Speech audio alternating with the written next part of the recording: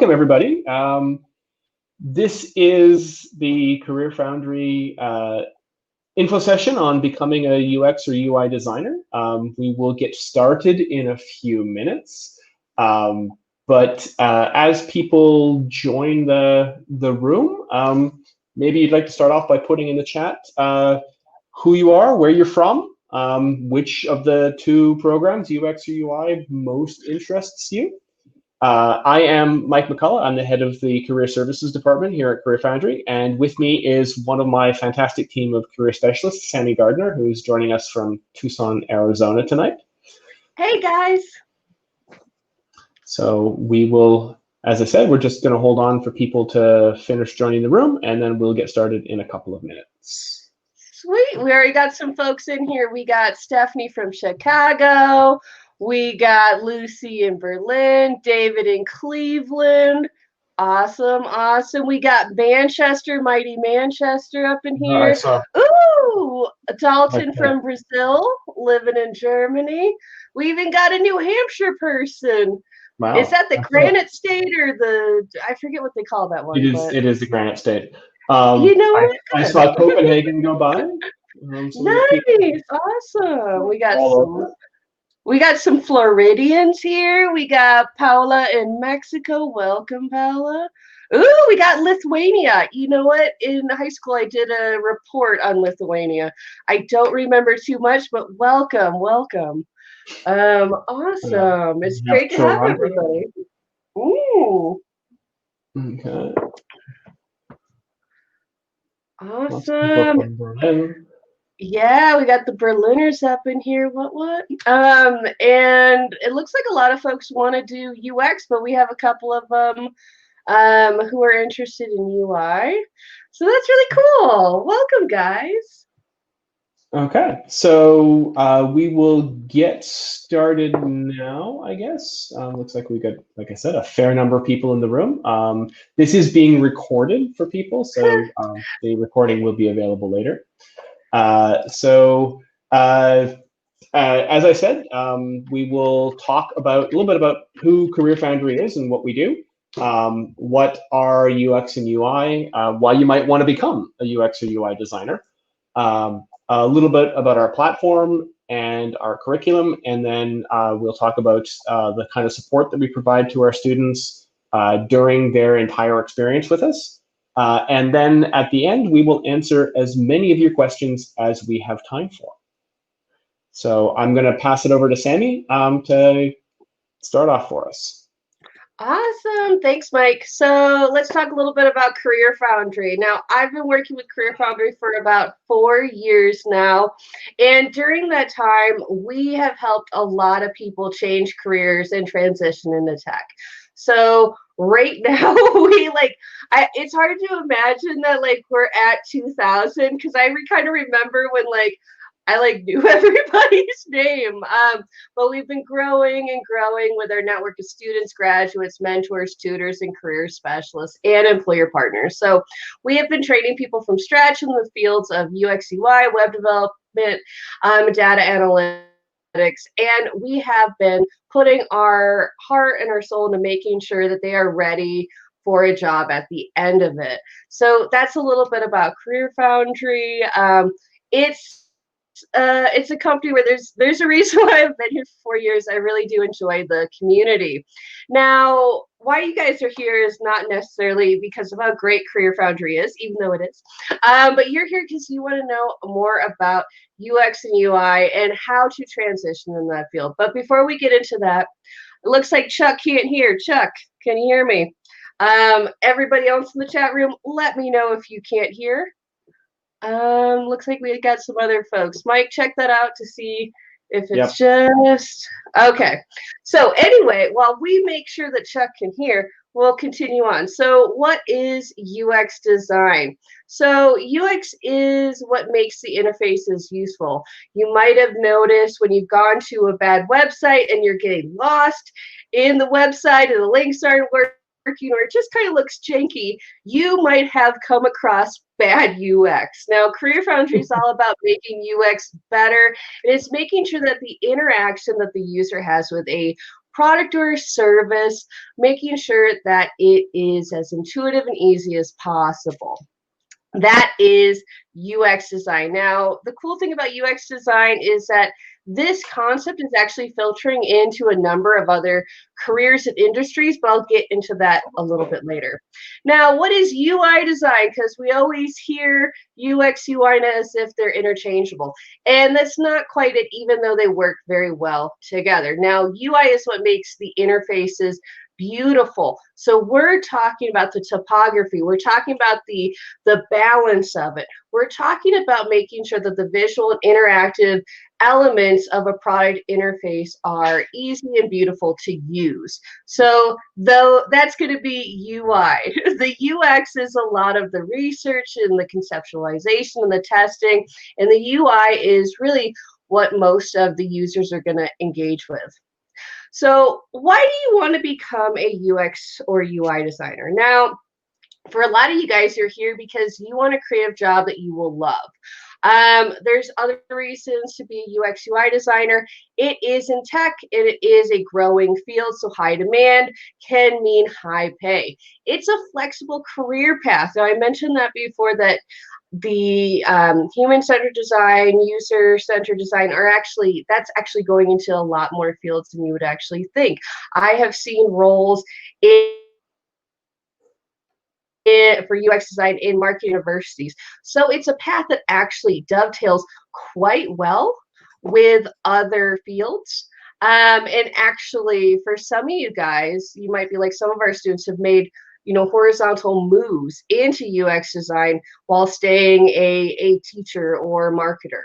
Another reason is that UX and UI designers come from many different backgrounds. In fact, having a rich life experience is very beneficial to a UX designer. You can work in many different types of companies, and the field is constantly evolving. So if you're somebody who can get kind of bored with the same old thing, or you're somebody who is multi-passionate, has a lot of interest, you're going to find that UX design is going to be a toolkit that you can use in many different ways throughout your career. Now, the learning experience. Now, part of what I think for a lot of you guys need to ask yourself is, how do I learn and what's the best way for me to learn? Now, I feel like with CareerFoundry, one of their big benefits is that we offer the personal touch when it comes to our tutors and our mentors and our community that we have, while also making sure that you can kind of learn online at your own pace, and make sure that you do have someone to keep you on track, but you're not limited to maybe a single location. We also make sure that students get a lot of support. We'll send you messages, we'll give you guides on best practices. We really do our best to make sure that you guys have a very holistic and enriching experience. And we'll give you milestones like how to stay on pace for your program. So you should aim to complete 2 or 3 tasks per week. Now, keep in mind that this is going to be a lot of material. It's going to be very interesting. It's going to be juicy, and it can be dense at times, but you will have a mentor and tutor to help you along. So make sure you bring your passion, and we'll bring all the educational stuff. So our curriculum. Now, our curriculum has been written by industry experts. We have a in-house team of instructional designers and editors that actually work cross-functionally with the career team, so we make sure that they know exactly what we're seeing in the job market from the employers. So we've divided the course to make it easier to understand, and by the end of the lesson, you're going to get hands-on with whatever you learn. So it's very much a project-based program, which for some of you guys who learn by doing, this is going to be really good for you. The magnitude and the effort required of each task, they're actually going to have a little thing in the job, in the module that actually lets you know how long it's going to take. Depending on your skill level, that could vary. So we have a lot of industry tools. So you're going to see that one of the cool things I like about our program is that we do give you guys access to a number of different programs that you can get discounts on. However, we make sure that our program is actually tool agnostic. So we give you the understanding of why you're actually designing, how to design, as opposed to telling you which tool to use. So you can focus on actually learning the fundamentals of design as opposed to just a software that could go obsolete in 2 years or so. We make sure that you can use any tool and be prepared for it. So with our design program, takes you through 3 journeys. So you have the intro, the immersion, and we have different specializations. Now, I would really recommend people who are interested in the UX design program to think about these specializations and exactly what kind of mark that you want to make when you are going into this career path. A lot of that requires having to delve into your why and your motivation, of course.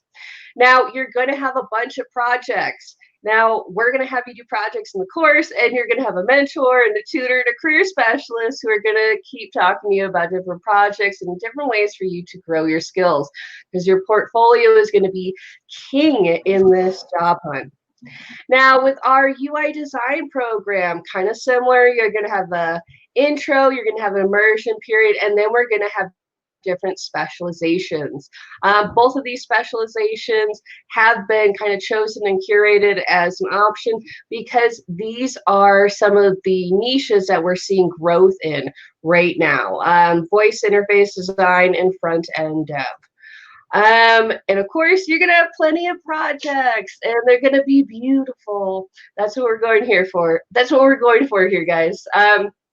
So what do you need? What do you need to do the course? Now, I think this first bullet point is key. You need the motivation to transform your career. I have seen folks who have gone from waiters to, UX designers, and what they had with them was a lot of gumption to succeed. They loved design. They wanted to do this. They were ready to just rock at it. So you need that motivation. You're also going to want B2 level in written and spoken English. You're going to need a computer. This is a tech program. Mac or PC, choose your poison. And of course, an internet connection. Now, what you don't need, you do not need a background in design or tech. However, you're going to want to make sure that you are curious and passionate about the field. You don't need experience in it, just passion. You don't need unlimited free time. This is definitely a course where you can go at your own pace. And really, we encourage you to actually kind of take your time as you need to. And you don't need to learn all on your own. We have a giant Slack community. We have plenty of tutors and mentors. We are literally throwing buddies and mentors at you as much as we can. Like literally, Mike can tell you, we're always trying to make you guys get along and hang out with each other. So that's the CareerFoundry support system. Now, I'm going to talk a little bit about the career advisor before I put this over to Mike, because I am a career advisor. So if you join CareerFoundry, you're going to work with somebody like me. And just keep in mind that you guys, we are really excited to help all of our students succeed. And we do put a big emphasis on the job prep course and making sure that you're not just trained for UX design, you know exactly how to work your career. Now, Mike, I got really excited, and I think I did ahead. I think it was you. Sorry, I'm really excited. That's okay. I kind of excited you are. So, as Sammy said, one of the things that really, I think, sets CareerFoundry apart from a lot of programs is the level of support that you have access to throughout your entire journey with us.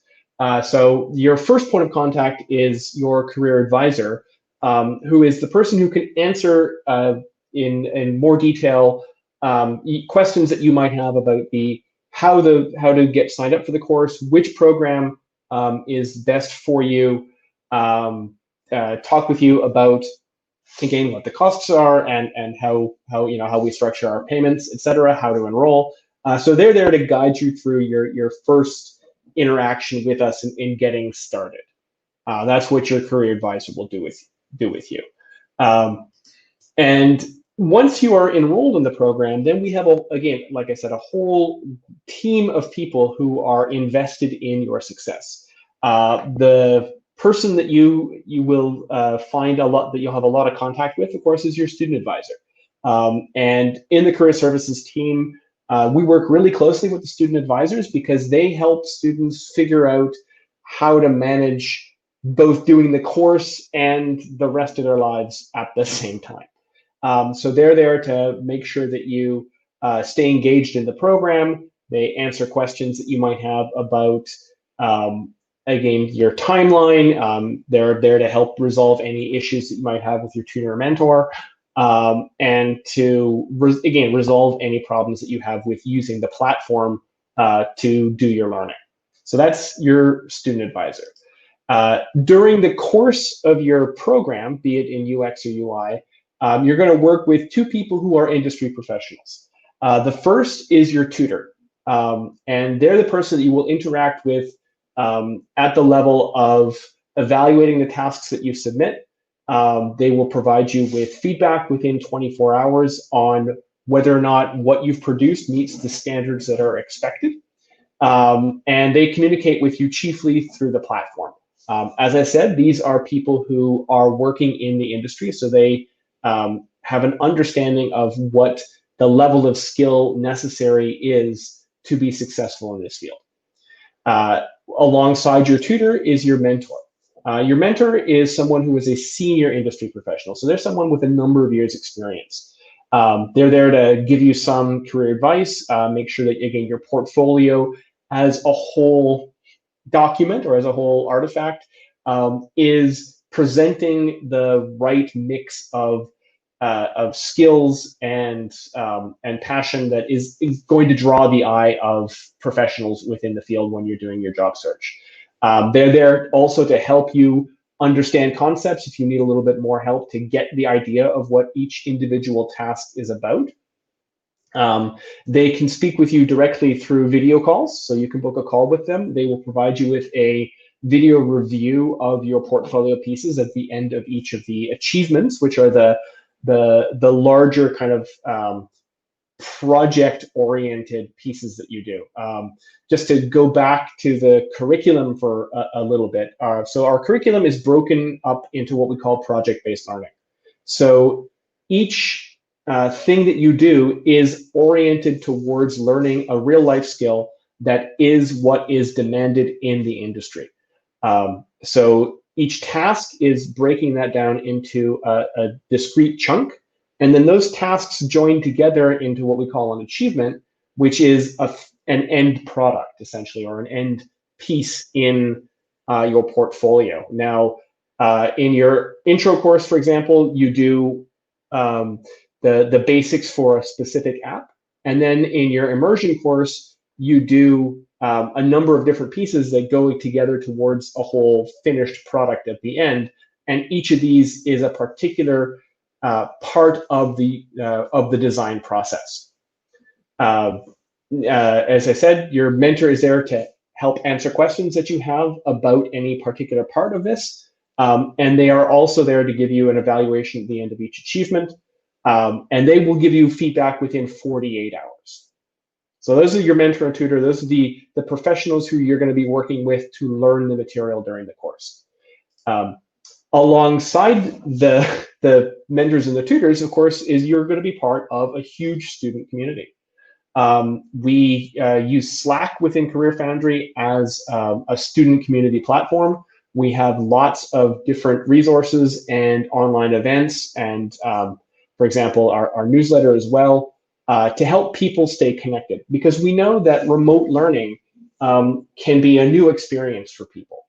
And feeling that you are connected to your fellow learners, of course, is a really important part of having a good learning experience. So the Slack community and the student advisors also help keep the Slack community active and focused. The whole thing is there to help you exchange ideas with people, to do what you would do with any class, which is to share your experience and your thoughts and your questions with other people who are in the same place that you are, so that you can learn most effectively.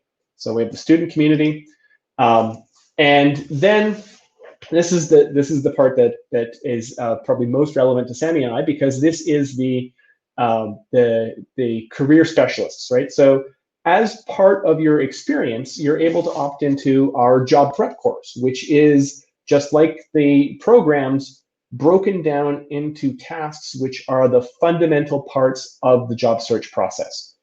So the job prep course we provide as a free part of the program. It doesn't have an extra cost associated with it.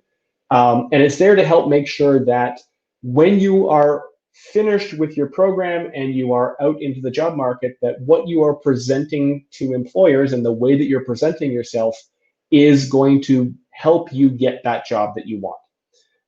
So during the job prep course, we make sure that you have, the career change strategy that is going to work for you, figuring out, again, what your goals are and how you're going to get to those places, making sure that the pieces of your job search, so your resume, your portfolio, your social media, your cover letter, your interview skills, are all up to standard, and support in finding a job. So we are there with you throughout the process of your job search. So we have a team of career specialists who are all over the world. So wherever you are, we will find a career specialist who can work with you.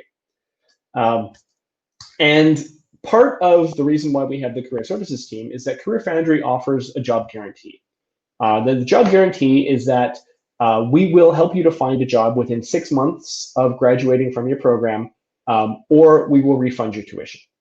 Now, to be eligible for this, you do have to be living in a community that has a large enough population that there is a good chance of there being tech jobs there. So we've set that as being 200,000 people or more in the metropolitan area, in one of the following countries: in the United States or Canada, in all of the countries of the European Union and European Free Trade Area, the United Kingdom, Australia, and New Zealand. And alongside that, if your aim is to work only remotely as your first job, or if your aim is to work only part-time or to only do freelance, we are there to help you with that. We cannot guarantee that that will be what you get. And most importantly, you must have the legal right already to work in the country that you want to work in. We are not immigration experts. We cannot help you with visa applications. We get questions about that a lot, but my advice is always go and talk with an immigration professional in the country that you want to work in, or in the country that you are in, if you're looking to get work authorization in that country. Yeah, we're best at resumes, guys. We're best at job search, right? When it comes right down to it. And even after you finish with us, after you have your job, after you're out into the work world, we have an alumni community of people who have already been through the program, who have graduated, who are successful. They are a great source of networking contacts when you're still in the program. And then, of course, they are also a really big part of the jobs that we end up passing on to our students, because we have alumni who are working in companies all over the world. They know the quality of the CareerFoundry experience, and they come back to us when they're looking to hire the next member of their team, to ask if there's somebody who might be a good match. And so a lot of what the career services team does is to make sure that when alumni come to us with opportunities, that we make sure that the students who would most benefit from those find out about them. We continue to support our alumni, so oftentimes we'll also have alumni come back with job questions. I personally have worked with people who, when they're ready for their second or third job, they come back to get my advice, because they know that the talking over your next career move with somebody who is looking at it objectively is a way to make sure that you are considering all of the angles. We provide alumni with, again, networking events and opportunities to speak and to engage with students as well. And most of our alumni are really happy to continue to be involved, because they want the next generation of designers to succeed in their market as well. So that's pretty much the whole thing as far as who we are, what we do, and how we do it. So now I'm going to open up to questions. I believe that Jakob has been curating some questions in the background as we've been going. So let me take a look and see where we're at. Okay, so the first question I have is, do I need to provide a certificate for my English level? If English is not your first language, then, I mean, it really comes down to, is your English of a professional enough level that you can communicate effectively with employers as well as learn the material, right? The material that we provide is only in English. So you need to have the level of the B2 level of English, because that's the level that you're going to need to be successful at, both in learning the material as well as in engaging with employers. So the answer to that is possibly, depending on how close to that line your English is. Right. So the next question is, so how do we set ourselves apart from other boot camps out there? Sammy, I'm going to get you to jump in on this one, but I would say that one of the ways that we do set ourselves apart is the level of personal engagement that we have with our students, even as a fully remote learning experience. Mm-hmm. Yeah, I think that's correct. But also, I would say the fact that we have an emphasis on career coaching. I know that I sound biased, but what I have noticed in the last like 5-6 years of being a career specialist, working at universities, nonprofits, boot camps, is that most people, they are winging it. They've maybe learned some tactics from last century on how to job hunt, but they really don't know how to engage in a modern job hunt and how to actually develop their career. So not only do you learn a new tech skill, but you actually learn career development skills that you can use for the rest of your career. Like, we've had people who want to sign up just to get access to our career coaching and our stable of career coaches. So I think that makes us very unique compared to other schools. But I would also tell students that you need to think about how you learn.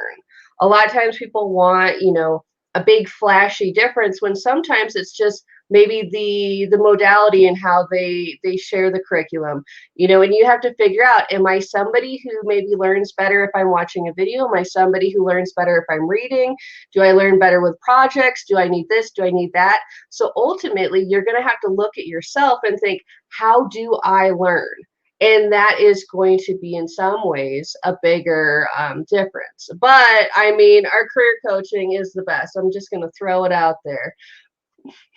Yeah, I would tend to agree. I've been a career coach for a number of years, right? And my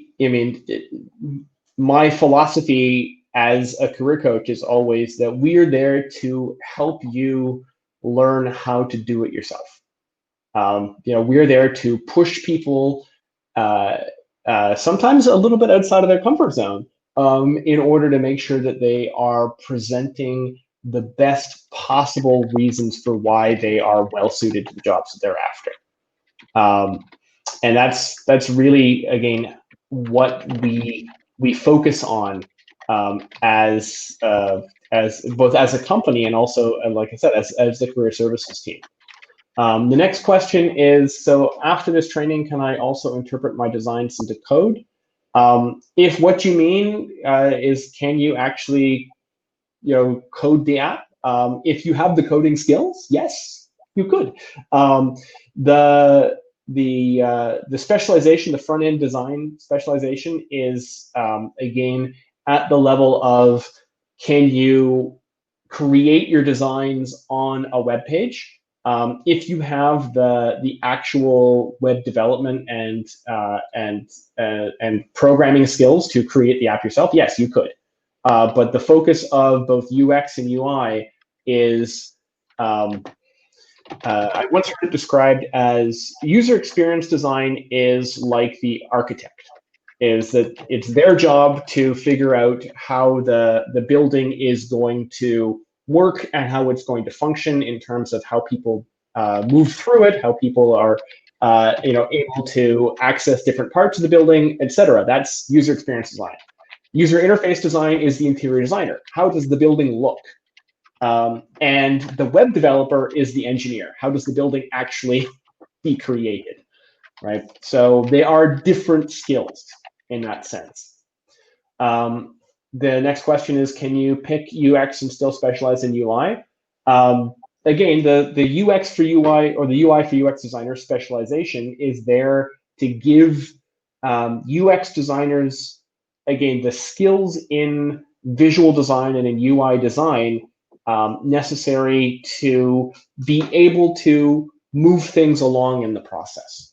You see in the jobs market, there are still a lot of jobs that are advertised as UX/UI designer.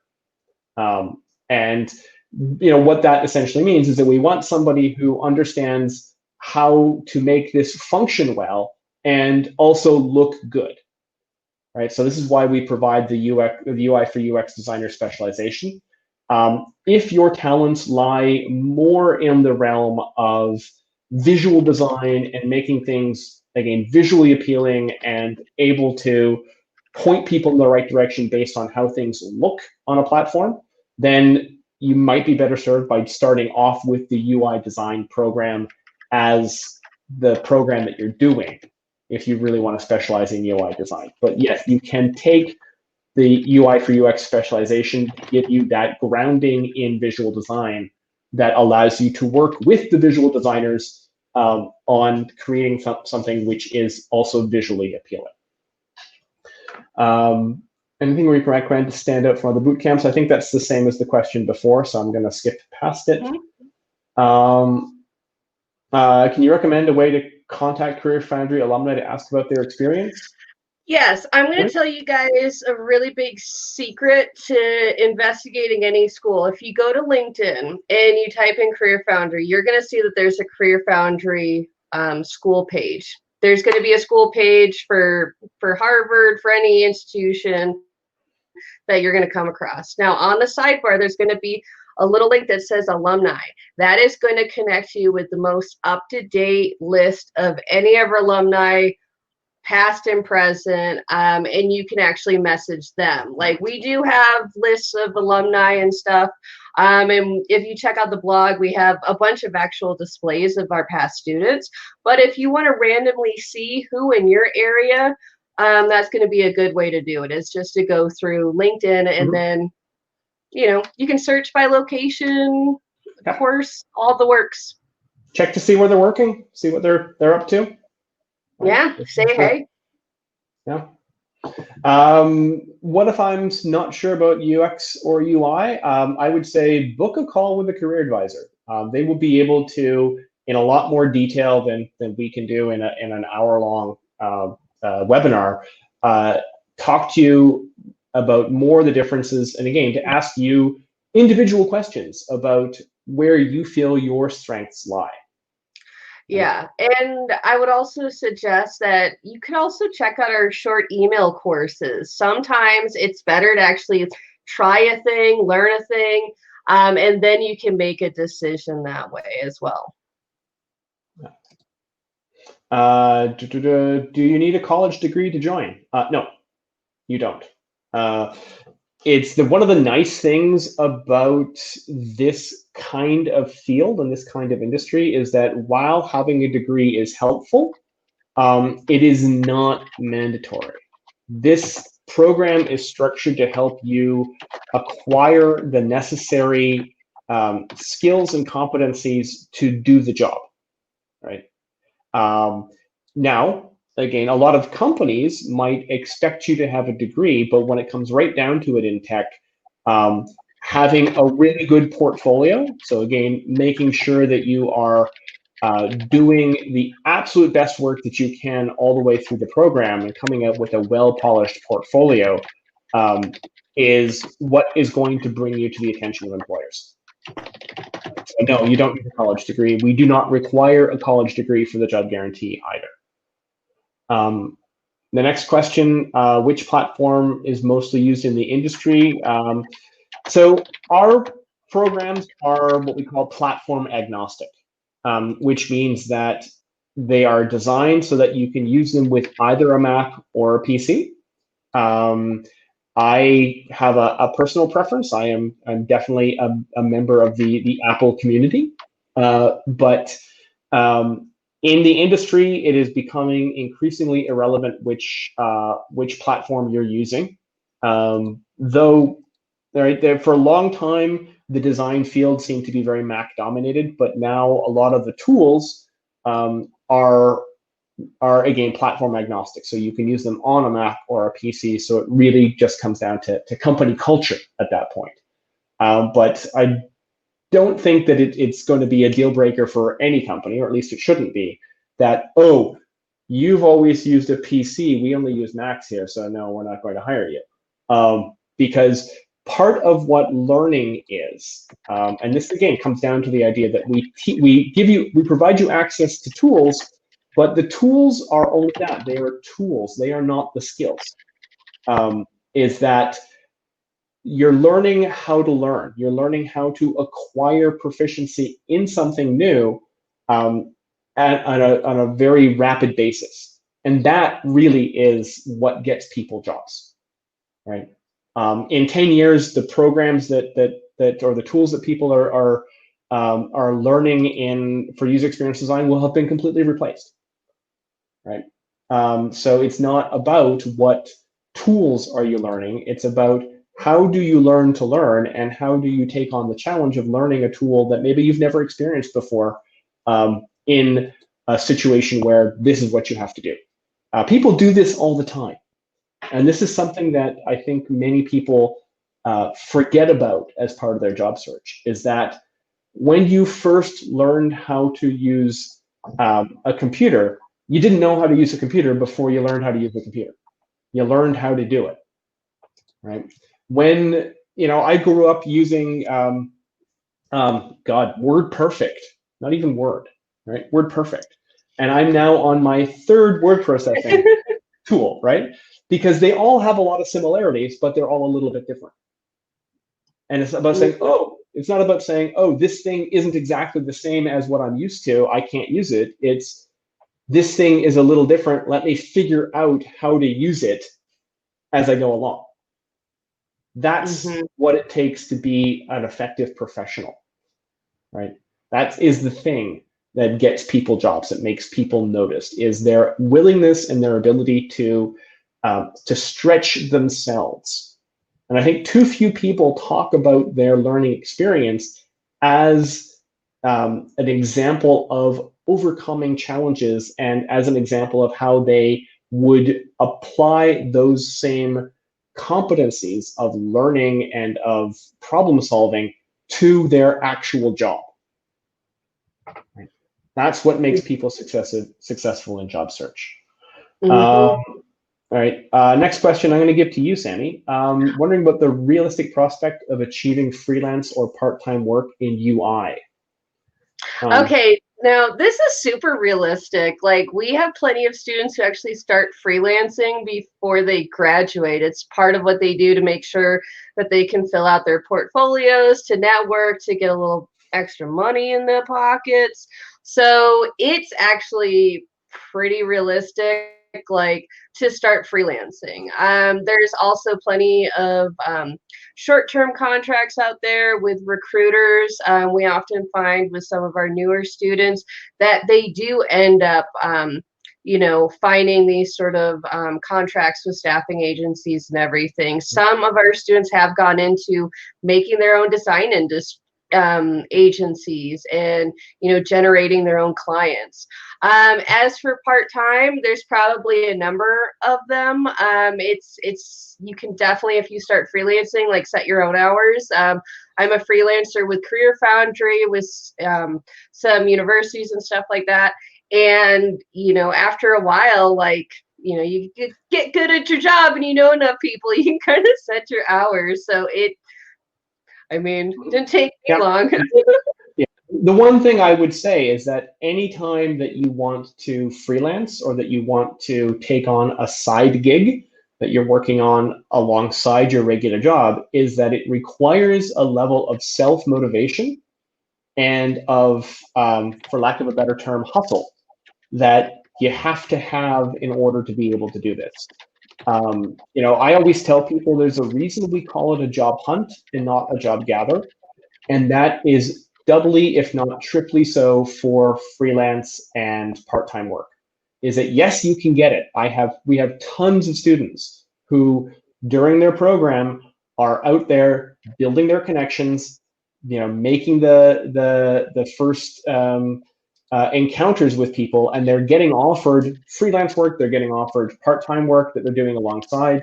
I just had an email conversation today with a student who's just over halfway through her immersion part of her program. So she's only just started interacting with the job prep course and with the career specialists, and she has an offer, right? And she wants to know what to do about that, right?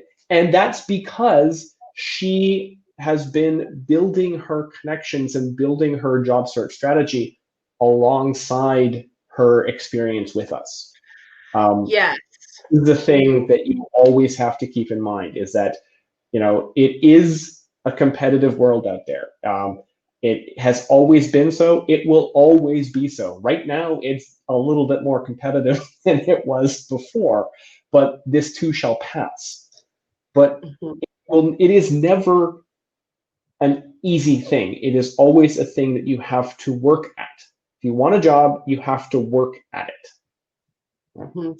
Yeah, and I would say that the cool thing about CareerFoundry is that we do give students a lot of opportunities to kind of spread their wings before they graduate. I know that for me as a career specialist, and this might just be me, but I love pairing up my students if I know that they're going to get along and be like, you guys should do a project. I recently had a couple of my guys who got together to kind of become a little freelance team, and I call them my boys, and they ended up getting new clients. One of them that I mentioned a little bit earlier, who was a waiter who became a UX designer, he ended up getting his first job into tech, and a lot of it's because he started freelancing with these guys and he built up a portfolio. So we definitely try to find ways for you guys to find these opportunities, think savvy, and also get support from CareerFoundry as well. Yeah. That is, as I said, I cannot stress this enough. The secret to being successful at your job search is being motivated and being open to opportunities that present themselves, but you also have to make those opportunities for yourself. Yeah, for sure. Yeah, the next question is, so if a job said UX UI, would you get turned down if you were only skilled in UI?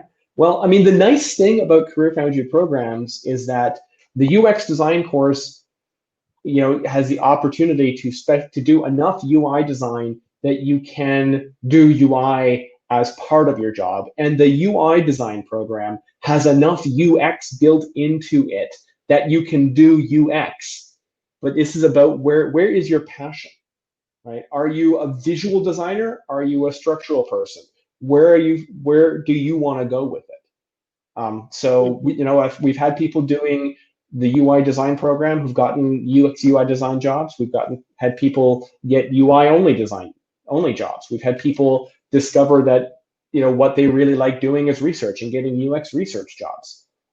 It's all about what do you bring to the program as part of who you are and what you've done, and where does that push you in terms of what you want to be doing next. Right, that's really what makes people successful in their job search. So how many % of graduates succeed to find a job within 3 months? And what are the major difficulties they might encounter in the job, or they always succeed to pass the work probation?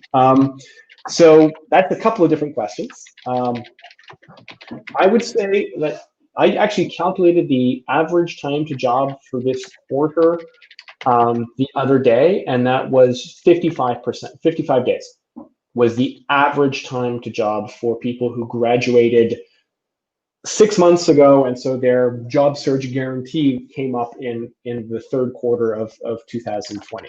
Now, keep in mind, again, this is peak COVID, right? So these are people who have been job searching at a time when the economy is shedding jobs, and their average time to job is still 55 days. Okay? Now, again, individual results may vary. I can't tell you the exact percentage because that's not actually something that I looked up, is what percentage of these people found the job within 3 months as opposed to within 6 months.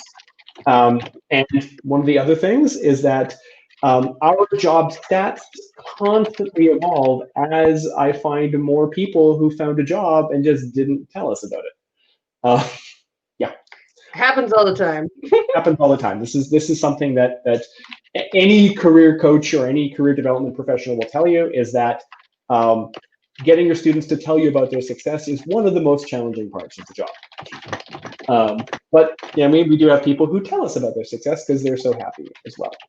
And then, so what are the major difficulties they might encounter in the job? And do they always succeed to pass work probation? I would say, I'll take the last part first, is that the majority of people do. And this comes down to two things. One is that they have the necessary skills, and two is that they have the necessary attitude to remain employed. The cases that I see where somebody doesn't pass their probation have largely, I could pin them down to either the job that they were hired for was not the job that they ended up being asked to do. So there was a major disconnect between those things. That the work environment ended up being significantly different. Or that they were unable to integrate into that workplace. And that is, again, largely what we call workplace culture issues, right? And that can be a number of different things. It can be them, that can be their employer. I've had a student who came back to me 2 weeks into his job, and he's like, "Mike, I hate it there. This is not the place that I want to be. It's not the job that I was told about." And I'm like, okay, so let's keep working. Let's continue focusing on what your next move is going to be, right? And that's something that we offer. And so then what are the difficulties that they might encounter in the workplace? Again, that depends on the workplace, right? When it comes right down to it, each workplace is individual. There's all sorts of different things, right? Right. Are UX and UI interchangeable, and what are the main differences between the two courses? As I said, UX is about how things function, right? How to get the information that you need. For example, nowadays in pandemic lockdown, we've been doing a lot more online shopping, right? How you find something on the web page and put it in your shopping basket, and then put in your delivery details and your payment information and pay for it and move it into the into the coming to me column is user experience design, right? How that site is structured to allow you to do those things is UX. How that site looks and what, how you can tell visually what the shopping cart is or where to put your payment information, that is UI. Right, as I mentioned before, UX is the architecture, UI is the visual, right? And then web development is how to actually make it function in the internet. Are there industry accreditation, certification equivalent?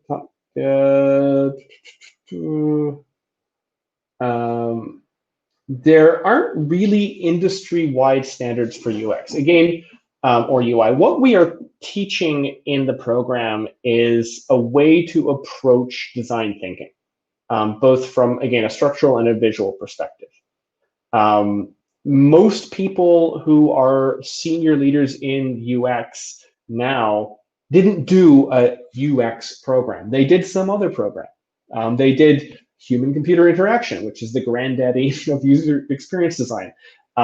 They did psychology, they did marketing, they did a lot of other things. And over the course of their life experience, they learned how to approach the user as a fundamental piece of the design process.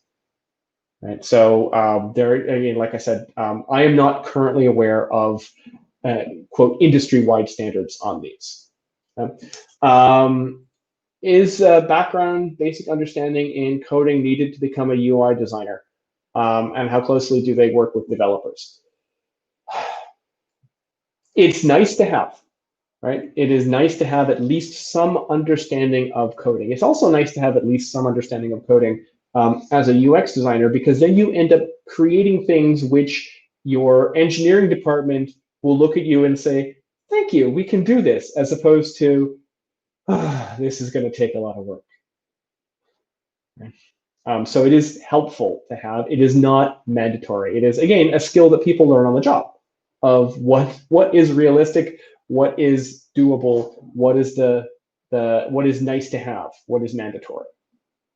So you don't need to be able to code to do either UX or UI. Having some understanding of coding and development is, again, always a nice to have. And the next one, if you have a little bit of experience or exposure in UX UI, but not all tactics, especially when there are so many tools out there, how is this course going to help? Sammy, I'm going to give that one to you. Yeah, so what I would suggest for some of those folks who are wondering, because they've learned enough to be dangerous, but maybe not enough to feel confident, think about where your gaps are. Now, what CareerFoundry is going to do is that we're going to give you a structure for your education. We're going to give you a mentor to explain things. And we're generally going to make sure that whatever sort of piecemeal learning that you've had before, we're going to give it a context and a bit of depth to it. So that's going to be helpful for folks who have been self-taught and maybe kind of been in a vacuum, because you'll have a lot of people to bounce ideas off of, and you're going to see, because our curriculum's always updated, what is the cutting edge right now. So that can be very helpful for some students. Yep. Mike, did you see this question about age bias in the industry? I see that a lot in the oh, and I'm sorry, guys, I was typing. I have people sending me private messages, so I was trying to keep up with everybody. So sorry. But yeah, let's talk about the age discrimination aspect. Yeah. Is it in any industry? There is a level of age discrimination. Now, again, we think of tech as being this young, hip, cool culture. And there are certainly, and I will not sugarcoat this for you, there are certainly companies where age discrimination is more prevalent than in others. And that's a company culture issue and not an industry issue. We have lots of students who have been in their, shall we say, of a certain age, who have been successful in making the transition into tech. One of my favorite examples is someone whose story is actually up on our blog. He's a student that I worked with. In addition to working with his main career specialist, I was also there because I have a particular background in working with older than average job seekers as well from some of my previous life experience, because I am ancient. I've been a career coach for 20 years. I have done a lot of this work with a lot of people over my career. And he was a Pentecostal minister and was a decade older than me, which means that he is not in his early 50s, but rather in his late 50s. And he made the switch to being a user experience designer. And that was, again, largely on the back of understanding how his previous life experience gave him the ability to get inside the heads of the users that they were designing for. Right? So how does his life experience help make him a better designer? And being able to tell that story, being able to present himself as a unique candidate based on the fact that he had this experience that maybe not other people had. And of course, also targeting his job search to companies where having been a Pentecostal minister would not be immediately disqualifying as a previous career history as well. So it's about being strategic in your job search. It's about knowing who you are and what you offer. And it's about having the confidence to being able to say, this is what makes me a better designer. This is not a barrier that I have to overcome. This is a ladder that I'm standing on. And those are the things which get people jobs in the industry, no matter how old they are. Look at someone who was in his 70s when he decided to take one of our programs. And he used it, he actually incorporated then user experience design into his existing consulting practice, and started offering UX as part of what he offered to his clients. Right. So yeah, you can get a job in this field if you're not a 20-something, fresh-faced designer. You don't have to be millennial to get a job. I'm gonna skip ahead a little bit because we are running out of time. We've got time for maybe a couple of questions. So what does product design mean within UX and UI design? Well, the product is the whole package, right? So when people talk about product design, they're talking about what is our end product? What are we offering to the users? So you will start to see jobs that are advertised as product designer, but when you read the wants, they're a user experience designer or they're a UI designer based on what the job requirements actually are. There are so many different job titles that are out there in the industry, and as the field continues to mature, and as companies start understanding that you can't have a UX UI developer position because that's asking someone to do 3 full-time jobs for 1 salary, and people aren't going to do that. Is that the unicorn is it's a very rare creature. You don't see it that much anymore. Companies are becoming more aware of what their actual needs are. So you're seeing product designer job titles. You're seeing UX researcher, UX writer jobs. You're seeing visual designer. You're seeing UI designer. You're seeing the job titles are starting to differentiate within the industry as well. Right. And the last question I think we have time for, I'll start with this and then Sammy, I'll turn it to you, is how do you get around the typical requirements of having X number of years of experience in the field or a proven record that you can actually do the job?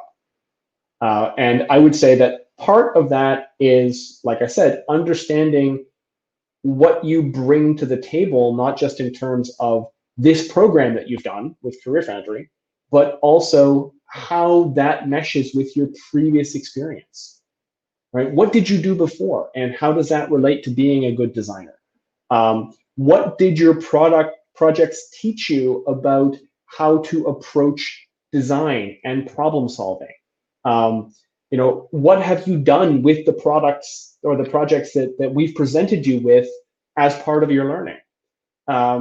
The students that I have seen over the course of my 3 years now with CareerFoundry who have been most successful in finding jobs fastest have been the ones who have taken their product brief and they've run with it as far as they can possibly take it. So they haven't just done the what do I need to do to demonstrate that I have the skills, but how do I demonstrate that I have mastered these skills? Right? How do I take this to the next conceptual level in my final product? And what does that say about my ability to do this in the real world? And then they've talked about their experience of learning UX design as a real world experience and not. Sammy, do you have Anything else you want to add to that? Yeah, and I would also say that whenever you are, speaking about your skills or you're developing your skills, like Mike says, you weren't hatched from an egg. You come with a wealth of experiences and a lot of job hunting. And when we teach folks, and it's kind of the same with UX design, you need to understand your users and what they need so you can deliver on them. So if you're able to create a portfolio that demonstrates your mastery, if you're able to take that enthusiasm for design and put it when you're networking, and really stretch yourself for this path, then you're going to find that people will really respond to it. That's the thing. If you have a love of this craft, people will notice. Okay, I think that's about all the time that we have time for tonight. So once we leave the webinar, you will be directed to a landing page which will allow you to book a call with a career advisor who can answer any of the questions that you have that we didn't get to tonight, and can also, again, talk to you in a lot more detail about the CareerFoundry experience and about the practicalities of getting enrolled. So again, I thank you very much for your attention tonight, for participating. Some really great questions. Thank you, Sammy, for joining me tonight. And we'll see you all next time. Have a great day. Have a good one.